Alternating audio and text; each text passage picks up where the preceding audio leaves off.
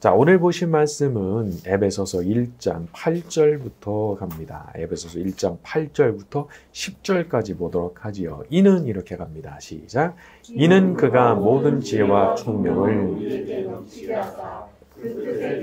우리에게 알리신 것이요 그의 기뻐하심을 따라 그리스도 안에서 때가 참 경륜을 위하여 예정하신 것이니 하늘에 있는 것이나 땅에 있는 것이 다 그리스도 안에서 하심이라. 자, 8절과 9절의 앞부분을 보게 되면 모든 지혜와 총명을 넘치게 하셨고 그 뜻의 비밀을 알리셨다 말씀했어요. 자, 이 영적인 비밀을 아무나 깨닫게 되질 않습니다. 이전에 사도 바울을 한번 생각해 보세요. 아주 그 사회에 진짜 엘리트 집안 출신에다가 본인 스스로도 엘리트였죠. 하지만 못 깨달았거든요. 예수님이 누구신지 어떤 분이신지 전혀 못 깨달았어요. 자, 그런데 그 후에 살아계신 예수님을 만나버리는 그런 체험을 하고 또 많은 기도 가운데 신령한 체험들을 하면서 계시를 받아버린 겁니다. 계시. 그래서 그걸 깨닫게 됐다는 거죠. 자, 그런데 그것이 사도 바울만의 경험은 아닌 것 같아요. 그보다는 분명 못하지만 그것보다는 분명히 아래의 수준에 위치하는 것이지만 우리도 살아가다 보면은 비슷한 것을 경험할 때가 있거든요. 지혜를 주시는 거예요. 총명을 주시는 거예요. 그래서 뭔가 하나님의 뜻을 알게 되는 일이 일어나는 겁니다. 우리는 지혜가 필요할 때마다 하나님 앞에 엎드려야 됩니다. 아무리 궁리를 하고 해도 나오지 않던 답이 그 기도의 시간에 엎드려서 기도하던 그 시간에 딱 하고 주어지는 경우가 많거든요. 자, 그것은 하나님께서 그 기도의 시간에 우리에게 지혜를 부어주시기 때문에 이제 일어나는 일이에요. 공부를 아주 많이 하고 노력을 아주 많이 하고 기도를 적게 하는 것보다 차라리 공부를 조금 적게 하고 노력을 조금 적게 해도 기도를 많이 하는 것이 훨씬 지혜로운 거더라고요. 이게 이제 경험적으로 알게 된 거예요. 이 기도의 시간이라고 하는 게 얼마나 복된 시간인지 자기의 한계를 뛰어넘는 지혜가 그때 부어집니다. 그때 부어져요. 다니엘을 생각해 보세요. 느부갓네살 왕의 꿈을 풀어줄 때 밤새도록 기도한 거예요. 다니엘이. 세 친구와 함께. 그러니까 그 하나님께서 그 밤에 어떻게 하셨어요? 느부갓네살이 꿨던 꿈을 그대로 복사를 해서 다 보여주시고 그 뜻의 그 비밀까지 다 풀어주시죠. 그 기도 시간에 주신 거예요. 그래서 저는 이제는 좀 그런 어떤 원칙이랄까? 그런 게 좀 생겼어요. 막막하잖아요.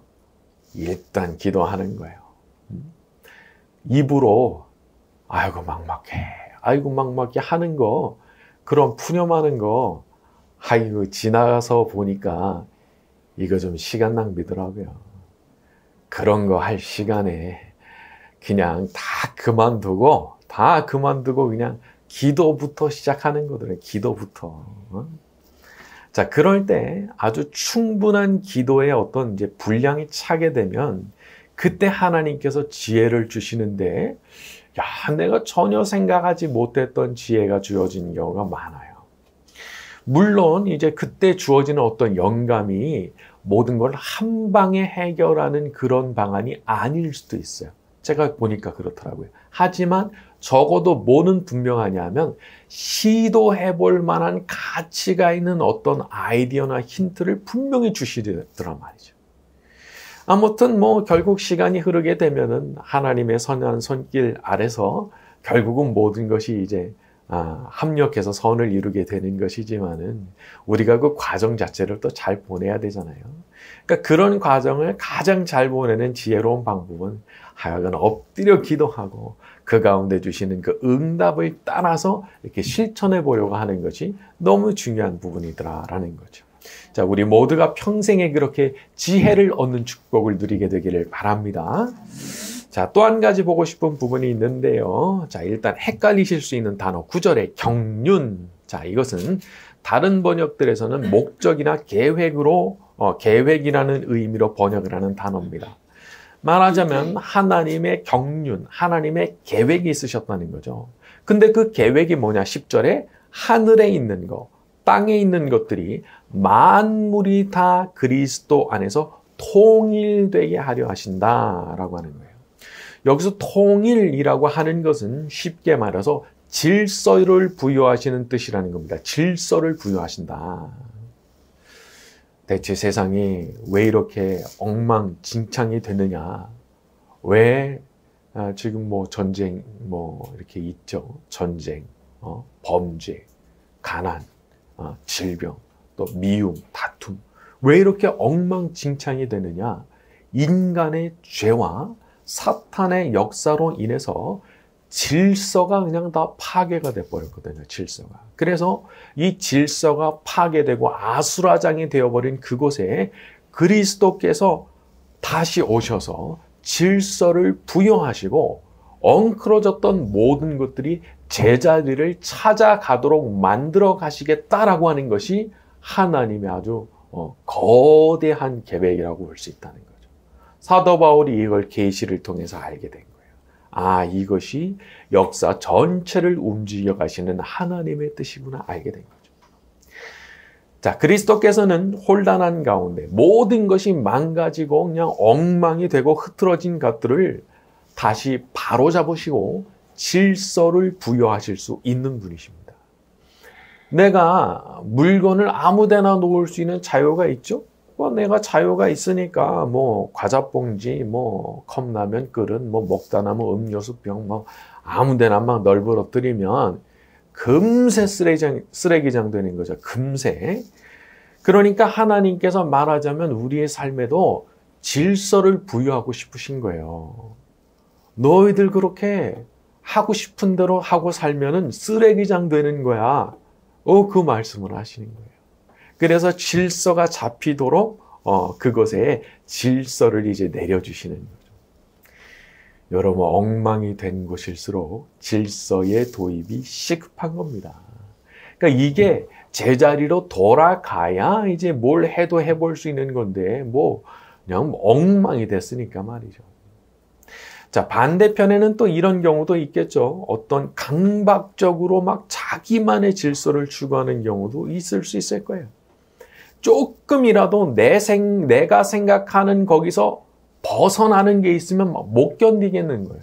내가 생각하는 그 틀, 내가 생각하는 그 질서, 그거 벗어나면 내가 불안해서 미쳐요.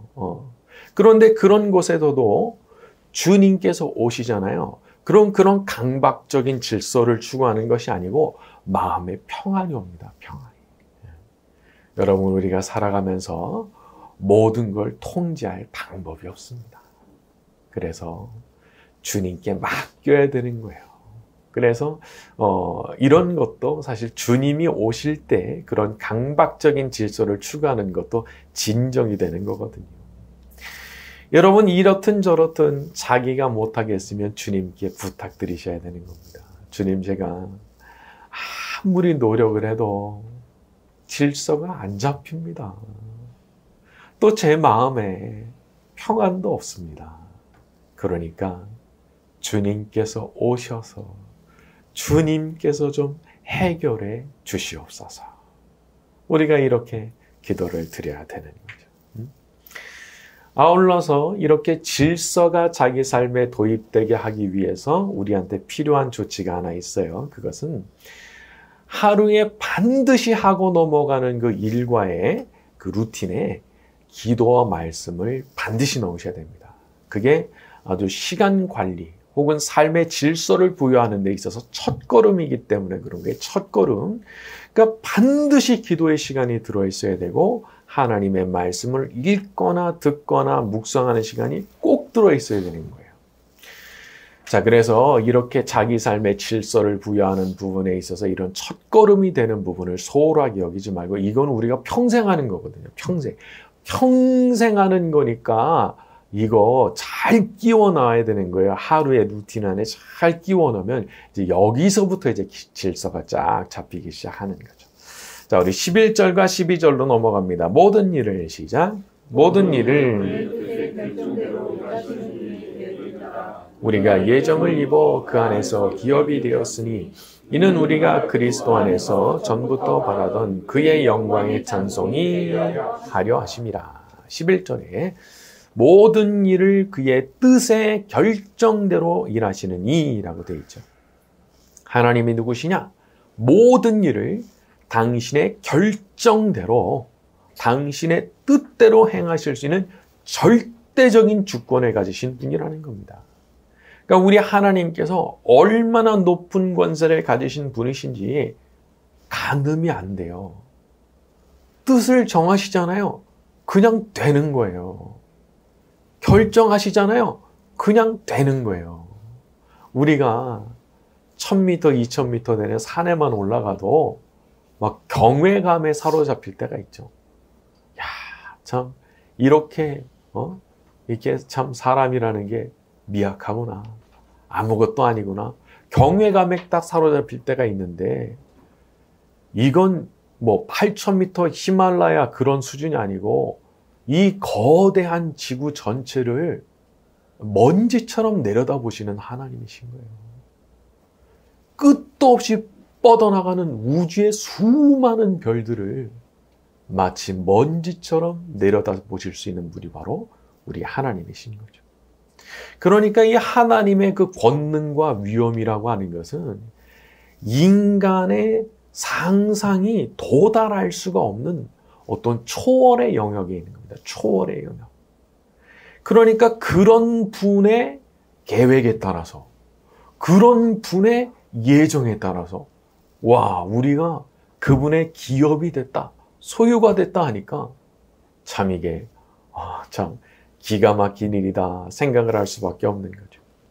여기서 기업이 됐다라고 번역된 부분은 내가 그분의 소유가 됐다라고 하는 뜻으로도 볼 수 있고 다른 면에서 보면은 상속자가 됐다 이런 식으로 번역하는 번역도 있어요. 그러니까 두 가지가 다 가능한 번역인데 자, 우리가 이제 그렇게 영광스러운 은혜를 입은 겁니다. 우리가 그분의 소유가 되는 것도 너무 귀한 일인데 더 나아가서 그분의 상속자가 되는 은혜, 하나님의 그 영광을 나누어 받는 왕 같은 제사장이 되는 그런 은혜가 우리에게 주어졌다는 거예요. 그래서 모든 그리스도인들은 하나님 안에서 말이죠, 하늘에서 빛나는 별 같은 존재들인 거예요. 하늘에서 빛나는 그런 별과 같은 존재들.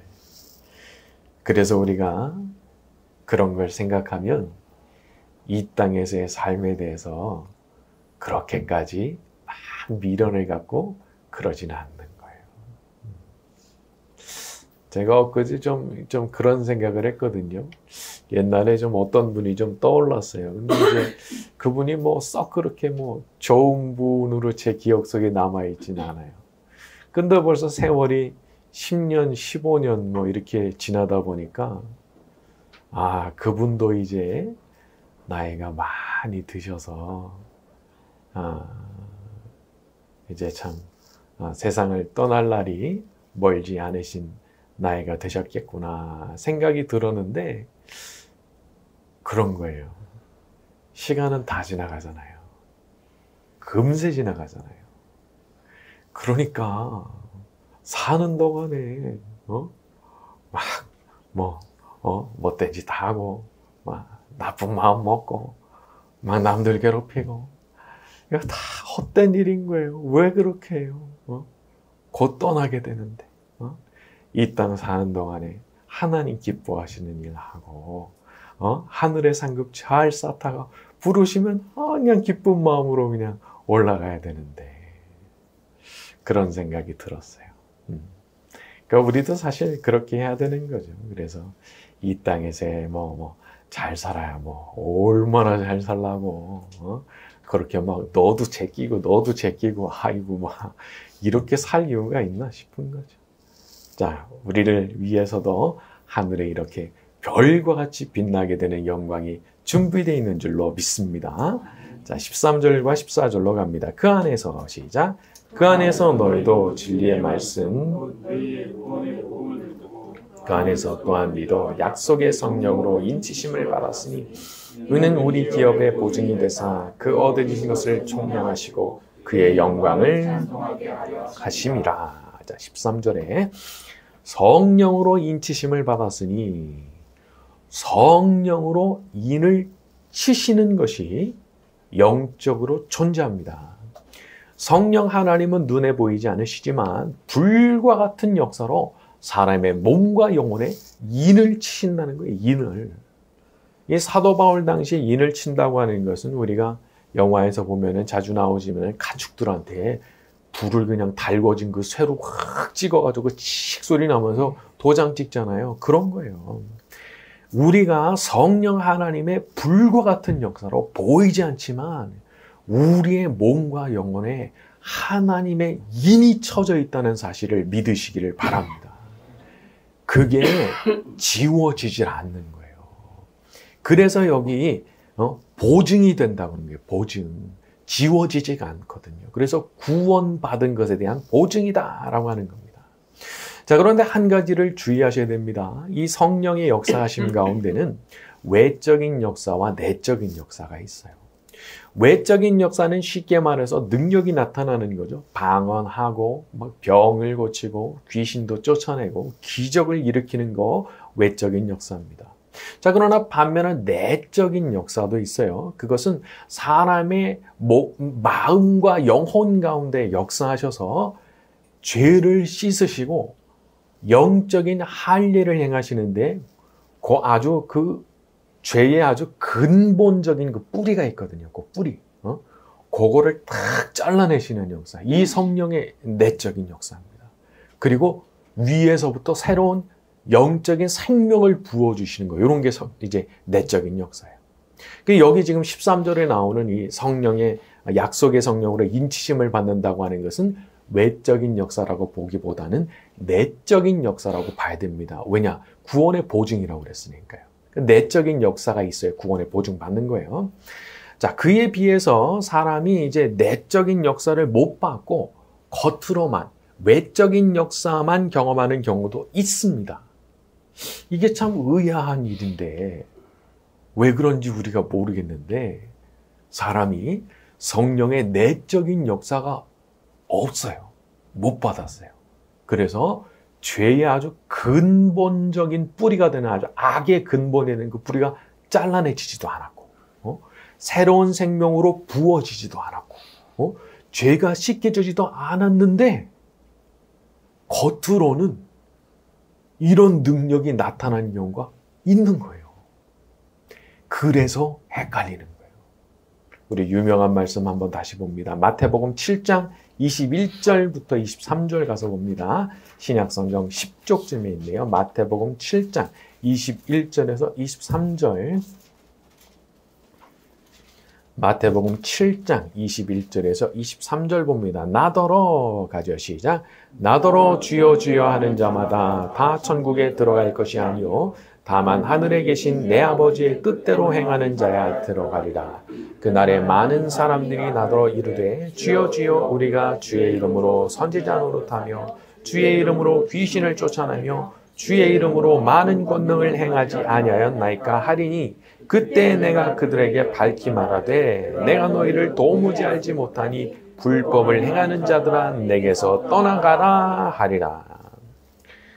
보세요. 그날에 마지막 심판날 많은 사람들이 주님께 항의할 거라는 거예요.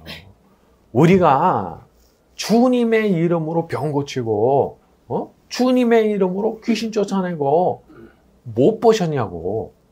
내가 내 이름으로 한 거 아닙니다. 예수님 이름으로 했잖아요. 예수님 이름으로. 근데 주님 뭐라고 하셨다는 거예요? 하실 거라는 거예요. 이 불법을 행하는 자들아 내게서 떠나가라. 얼마나 두려운 말씀이에요. 여러분, 이런 능력이 나타나는 사람들 대체로 이 땅 사는 동안에 교만하기 십상입니다. 봐봐라, 내가 기도하니까 병 났지? 봐봐라, 내가 기도하니까 귀신 나갔지? 막 큰 소리 치면서 살았을지 모르지만 이거 마지막 날 기절초풍하는 일이 이제 속출하게 되는 거예요. 그러니까 이렇게 성령의 내적인 역사가 확인되지 않은 채로 막 기적이 일어난다고 해서 대단한 사람이 전혀 아닌 거예요. 그러면 이 정말 성령의 내적인 역사를 경험하고 구원을 받은 사람이 어떤 사람이냐? 그 21절에 나오죠. 주여 주여 하는 자마다 들어가는 거 아니고 하늘에 계시는 내 아버지의 뜻대로 행하는 자라야 들어가리라. 그 사람이 어떤 사람이냐?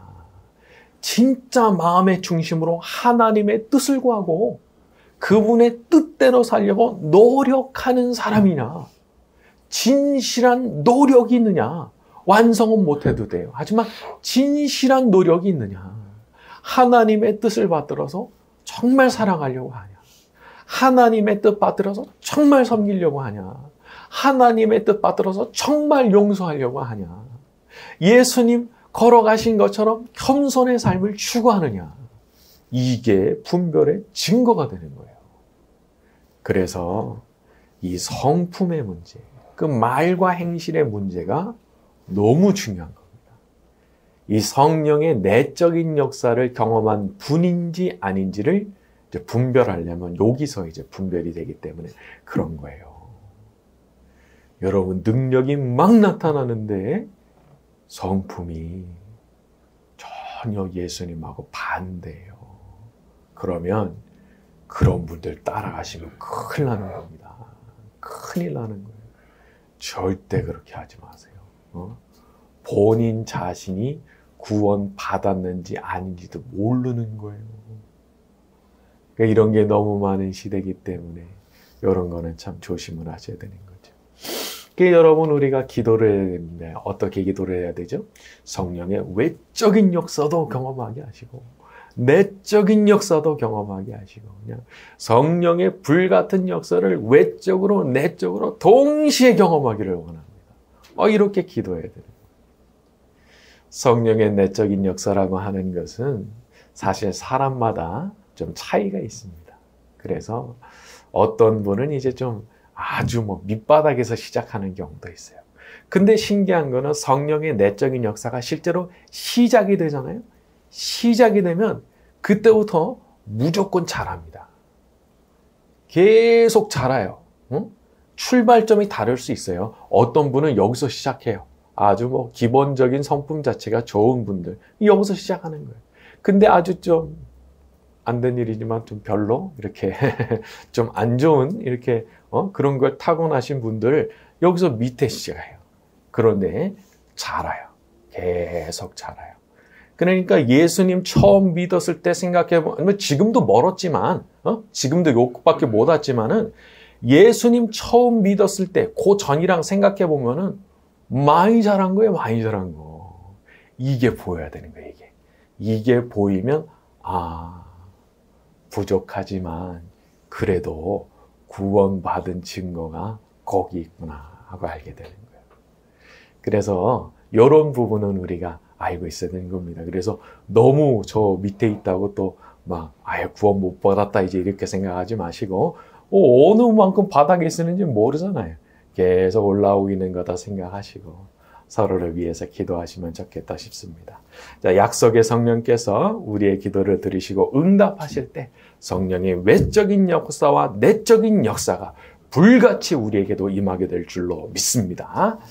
자, 오늘 말씀 여기까지 하고 찬양 같이 합니다.